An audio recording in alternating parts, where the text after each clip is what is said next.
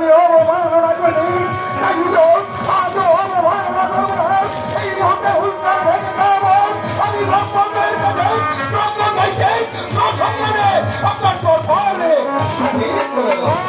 সামনে আছে আপনি যে ধর্মপুরে ধর্মরাজ। হ্যাঁ, এই অধিক ধর্মপুরের অধীশ্বর রাজা ধনপতি। রাজা, এই পৃথিবীতে ধর্মদে বড় নয়া ধর্মদে বড় আপনার সুস্থ এই বংশ সুস্থ ধনপতি আমাদের সূক্ষ্ম বিচার করে দাও। এই পৃথিবীতে ধর্ম বড় ধর্ম বড়। দেবগণ, আপনারা হচ্ছেন স্বর্গের দেবতা। স্বর্গ হতে নেমে এসেছেন মাটির মধ্যে। আমি সামান্য মানব হয়ে দেবতার বিচার কেমন করে করবো আমি যে ভেবে ঠিক করতে পারছি না। দেবতা এসেছে আমার এই দরবার করতে বিচার বাতি হয়ে।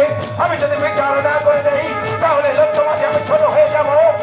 ধর্মরাজের অধিকার রাজা ধনপতি বিচার করতে জানে না, তাই তো কেমন করে বিচার করতে সম্পন্ন করবো আপনি বলে দিন মন্ত্রী।